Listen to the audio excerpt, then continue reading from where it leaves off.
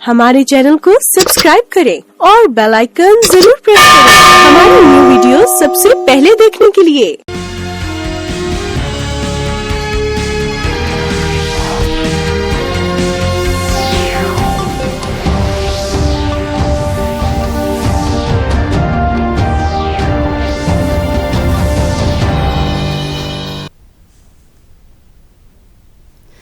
नमस्कार, अरुणाचल समाचार में आपका स्वागत है। मैं हूं बामिन सुम्पी।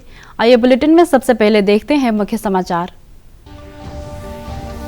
मुख्यमंत्री ने Kamle district regional level Arunachal Assam border committee की बैठक में सीमा विवाद को त्वरित गति से हल करने को लेकर उच्च स्तर पर विचार विमर्श के मुद्दों पर की चर्चा।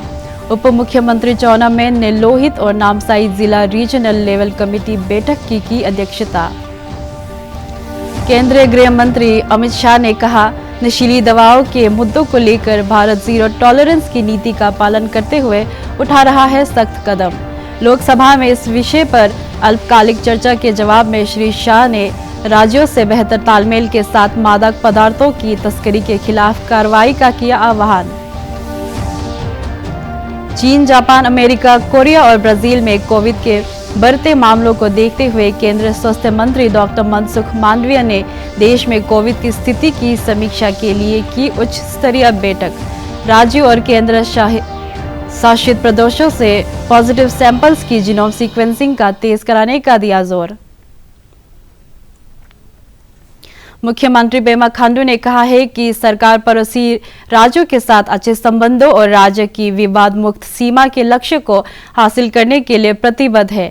मुख्यमंत्री ने राज्य सचिवालय ईटानगर में Kamle district regional level Arunachal Assam border committee की बैठक में सीमा विवाद को त्वरित गति से हल करने को लेकर उच्च स्तर पर विचार विमर्श के मुद्दों पर चर्चा की। इस बैठक में समिति के अध्यक्ष, राज्य के मंत्री तागे ताकी, विधायक तारिन दागपे और कई स्थानीय जनप्रतिनिधि मौजूद थे। मुख्यमंत्री ने कहा कि केंद्र सरकार के स्तर पर पहले लंबी सीमा विवादों के सर्वमान्य हल के लिए ठोस प्रयास नहीं किए गए हैं। प्रधानमंत्री नरेंद्र मोदी और केंद्रीय गृह मंत्री अमित शाह के प्रति आभार व्यक्त करते हुए श्री खांडू ने कहा कि उनके मार्गदर्शन में आसाम और अरुणाचल सीमा विवाद को पूरी तरह से हल करने की दिशा में आगे बढ़ रहा है।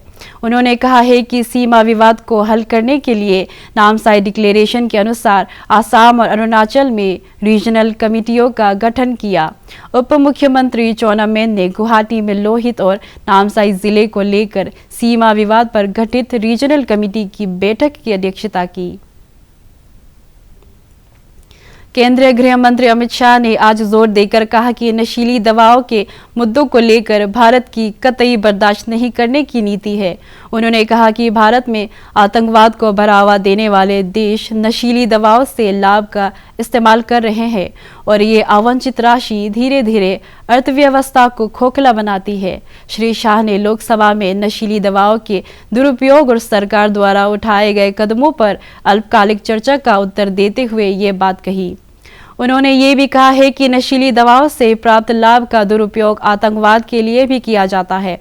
गृह मंत्री ने कहा है कि सरकार की नीति पूरी तरह स्पष्ट है कि जो नशीली दवाओं का सेवन करते हैं वे पीड़ित हैं और उनके बारे में हमें संवेदनशील बनना होगा और उन्हें पुनर्वास के लिए अनुकूल वातावरण प्रदान करना होगा। ड्रग के कारोबार पर और उसके मुनाफे से आतंकवाद के वित्त पोषण पर जीरो टॉलरेंस की नीति है और हम सख्ताई से इसको जीरो तक ले जाने के लिए हम प्रयास कर रहे हैं। मान्यवर, ड्रग का प्रचार प्रसार न केवल हमारी आने वाली नस्लों को खोखला करता है, लाखों लाखों परिवारों को बर्बाद करता है और कई प्रकार के सामाजिक दूषण भी, कानून और व्यवस्था से जुड़े हुए भी इससे खड़े होते हैं। आगे मैंने कहा, ऐसे आतंकवाद के वित्त पोषण के लिए भी इसके मुनाफे का जो देश भारत में आतंकवाद को बढ़ाना चाहते हैं, समर्थन देना चाहते हैं, वो इसका उपयोग करते हैं और देश के अर्थतंत्र के अंदर ये डर्टी मनी की प्रेजेंस देश के अर्थतंत्र को भी खोखला करती है। इसलिए जो नरेंद्र मोदी जी ने, देश के सम्मानीय प्रधानमंत्री जी ने गृह विभाग के सामने एक लक्ष्य रखा है नशा मुक्त भारत का, मैं निश्चित रूप से इस सदन को आश्वासन देना चाहता हूं, आश्वस्त करना चाहता हूं कि लक्ष्य की पूरी परिपूर्ति के लिए हमारी ओर से कोई कसर नहीं छोड़ी जाएगी। मान्यवर, ये लड़ाई न केंद्र की है, न राज्य की है, न कोई एक विभाग की है। केंद्र सरकार और सभी राज्य सरकार और केंद्र शासित प्रदेशों ने मिलकर ये लड़ाई लड़नी पड़ेगी, क्योंकि इसका परिणाम लाना है तो बहुआयामी लड़ाई लड़े बगैर ये परिणाम नहीं आ सकता है।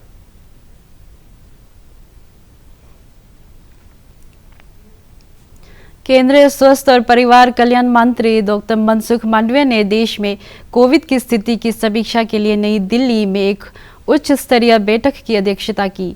बैठक में स्वास्थ्य और परिवार कल्याण राज्य मंत्री डॉक्टर भारती प्रवीण पवार, स्वास्थ्य सचिव राजेश भूषण और अन्य वरिष्ठ अधिकारी उपस्थित थे। चीन, जापान, अमेरिका, कोरिया और ब्राजील में कोविड के मामलों में अचानक आई तेजी को देखते हुए स्वास्थ्य मंत्रालय ने मंगलवार को राज्यों और केंद्र शासित प्रदेशों से सकारात्मक नमूनों की जीनोम सीक्वेंसिंग को तेज करने के लिए कहा था। स्वास्थ्य सचिव राजेश भूषण ने सभी राज्यों और केंद्र शासित प्रदेशों को भेजे अपने सत्र में कहा है कि इससे देश में कोरोना के किसी भी नए वेरिएंट को समय पर पता चल सकेगा। उन्होंने सभी राज्यों से ये सुनिश्चित करने का अनुरोध किया है कि जहां तक संभव हो सभी सकारात्मक मामलों के नमूने दैनिक आधार पर निर्धारित जीनोम सीक्वेंसिंग प्रयोगशालाओं को भेजे जाएंगे। विश्व भर में कोविड के लगभग 35 लाख मामले हर हफ्ते सामने आते हैं, जिनमें से करीब 1200 मामले भारत से हैं। नीति आयोग के स्वास्थ्य सदस्य डॉक्टर वी.के. पॉल ने 18 वर्ष से अधिक आयु वर्ग के लोगों से जल्द कोविड प्रिकॉशन डोज लगवाने की अपील की है। 18 के ऊपर प्रिकॉशन डोज सबको लगनी चाहिए, लेकिन लगी है सिर्फ 27-28%। तो हम अपील करेंगे कि प्रिकॉशन डोज जिसको नहीं लगी है वो ले लीजिए। ये भारत की पेंडेमिक रिस्पांस का एक पिलर है, पॉलिसी है, वैक्सीन अवेलेबल हैं, तो उसको तरफ जाइए। और पर्टिकुलरली जो हमारे सिटीजन, सीनियर सिटीजन्स हैं, वो कोई छूट गए हैं प्रिकॉशन डोज से, तो हमेशा की तरह जैसे हम पहले भी अपील करते थे कि उनका हमें ज्यादा ख्याल करना है। सीनियर सिटीजन क्योंकि वल्नरेबल हैं और बीमारी वाले व्यक्ति वल्नरेबल ज्यादा होते हैं, तो ये खासकर उनके लिए अपील है कि अगर आपको प्रिकॉशन डोज नहीं लगी तो, लेकिन सभी को प्रिकॉशन डोज जो है वो मैंडेटेड है, गाइडेड है और उसको लीजिए। अगला पॉइंट ये आता है कि हमें इसके अलावा भी जनरल प्रिकॉशंस लेनी है, जो कि कोविड अप्रोप्रिएट बिहेवियर। राज्यपाल डॉक्टर बी.डी. मिश्रा ने नई दिल्ली में स्थित Indian institute of public administration IIPA के 48वें एडवांस प्रोफेशनल प्रोग्राम को संबोधित किया। इस संस्थान में रक्षा बलों के ब्रिगेडियर्स और कमांडर्स रैंक के अधिकारियों सहित सरकार के वरिष्ठ अधिकारी प्रशिक्षण ले रहे हैं। राज्यपाल ने सिविल मिलिट्री रिलेशन को मजबूत करने के लिए आपसी विश्वास, कॉन्फिडेंस बिल्डिंग, पारदर्शी संवाद और सिविल मिलिट्री लीडरशिप पर जोर दिया। भारतीय सेना के भूतपूर्व इन्फेंट्री ऑफिसर्स और राज्यपाल के रूप में अपने अनुभव को शेयर करते हुए श्री मिश्रा ने कहा है कि civil military relation national defence policy का अहम हिस्सा है।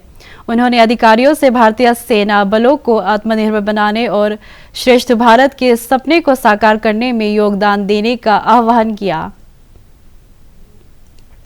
इंडिया टुडे सर्वे में अरुणाचल प्रदेश को most improved small states governance के पहले पायदान पर रखा गया है।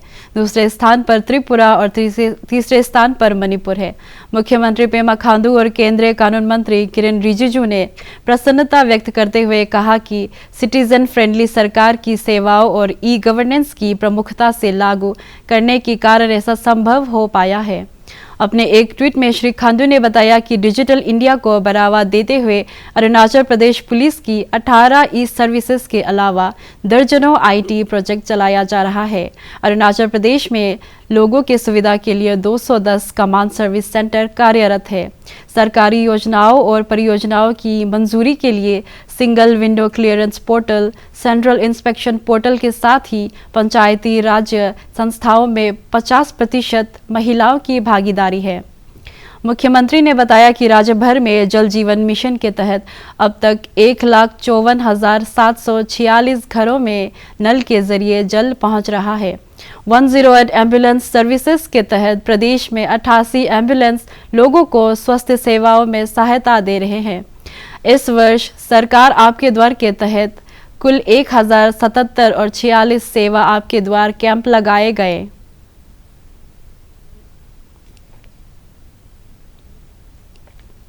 केंद्रीय शिक्षा मंत्री धर्मेंद्र प्रधान ने कहा है कि सरकार ने पिछले 8 वर्षों में जनजातीय समुदायों के विकास के लिए कई कदम उठाए हैं। श्री प्रधान ने कहा है कि जनजातीय समुदाय के विकास पर खर्च जो वर्ष 2014 से पहले 19,000 करोड़ रुपए था, अब 91,000 करोड़ तक पहुंच गया है। उन्होंने बताया कि जनजातीय मामलों के मंत्रालय के लिए आवंटन 8,500 करोड़ रुपए तक पहुंच गया है, जो 2014 से पहले 3,800 करोड़ रुपए था।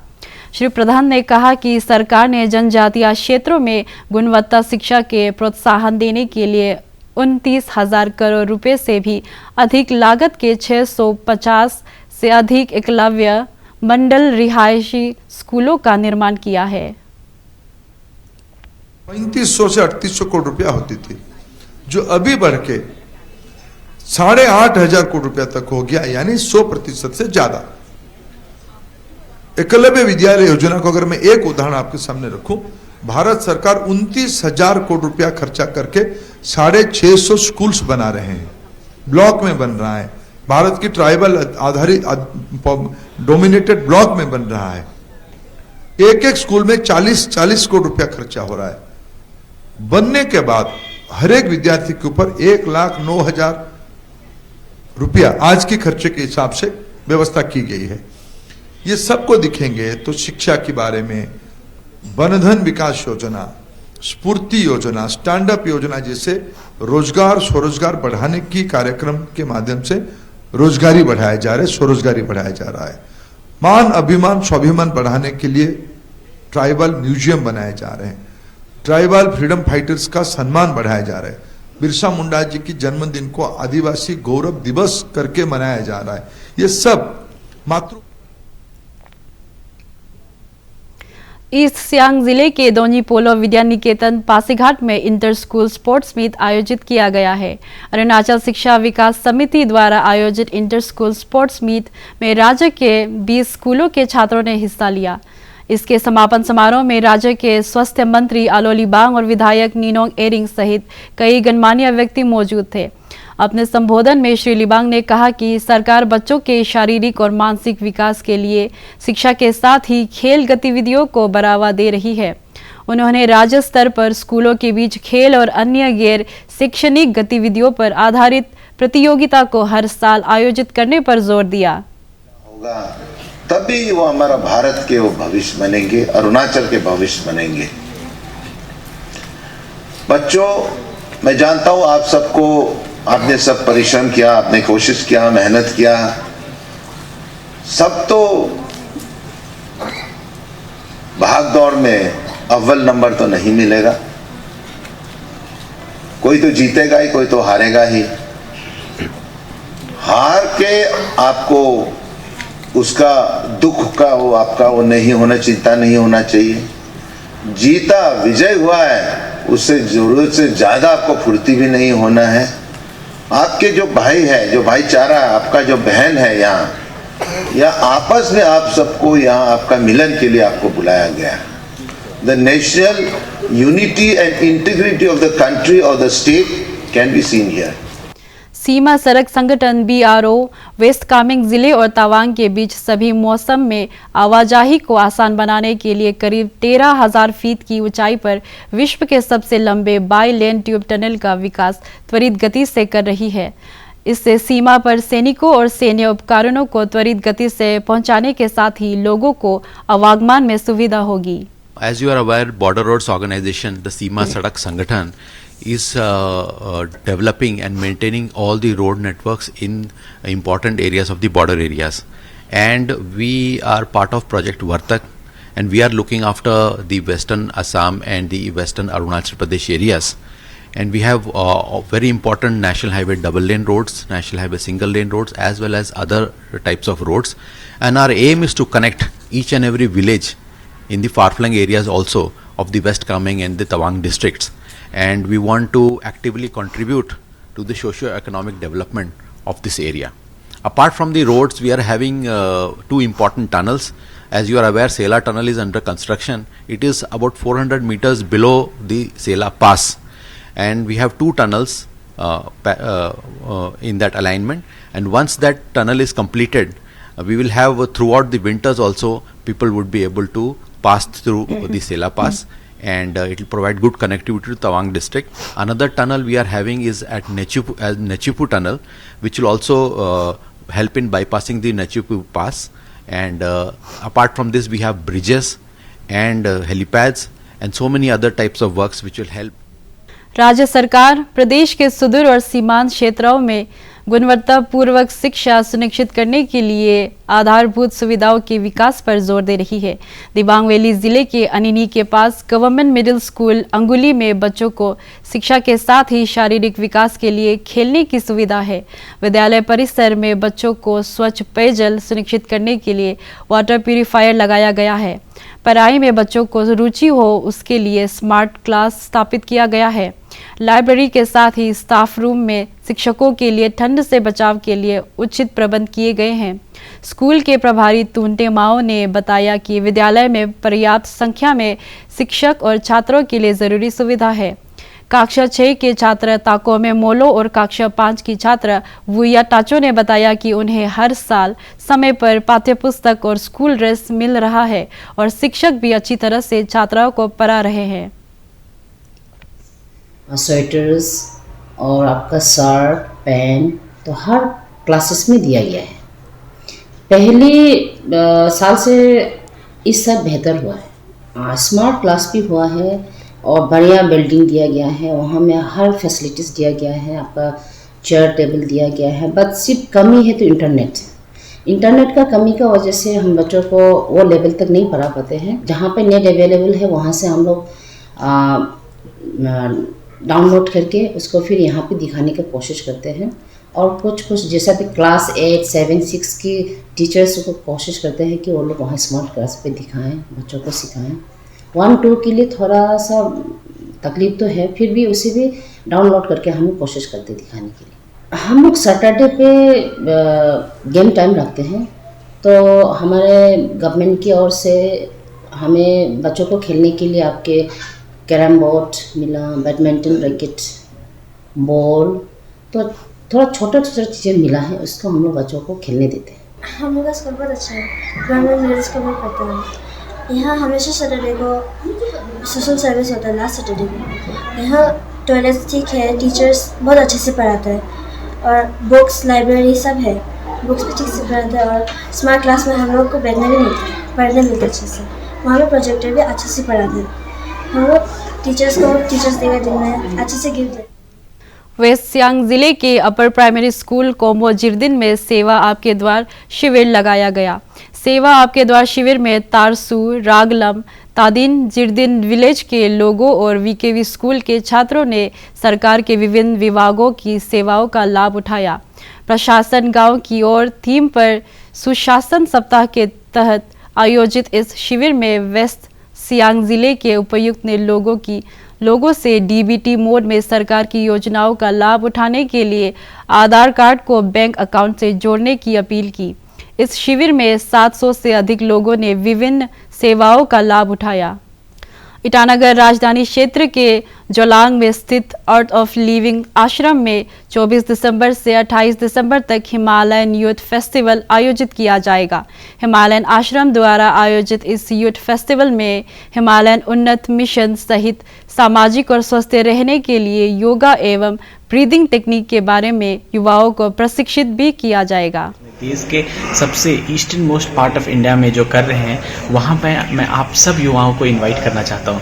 इस यूथ फेस्टिवल में हम लोग हिमालय उन्नति मिशन जो आर्ट ऑफ लिविंग का मुहिम है, इसमें हम लोग जो काम कर रहे हैं देश के सारे युवाओं को हिमालय के लिए काम करने के लिए एक ट्रेनिंग प्रोग्राम है, फेस्टिवल है, जहाँ पे विभिन्न तरह की हम लोग कॉम्पिटिशन्स करेंगे, कॉन्टेस्ट करेंगे, सोशल प्रोजेक्ट्स को डिज़ाइन करेंगे, ट्रेजर हंट्स होगा और जो कि बहुत पावरफुल ब्रीदिंग टेक्निक है आर्ट ऑफ लिविंग का सुदर्शन क्रिया, जो कि येल और हार्वर्ड यूनिवर्सिटी द्वारा भी अक्रेडिटेड है।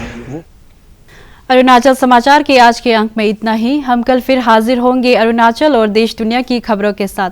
चलते चलते आपको बता दें कि आप अरुणाचल समाचार हमारे YouTube channel DD news Arunachal पर भी देख सकते हैं। देखते रहिए अरुण प्रभा। नमस्कार।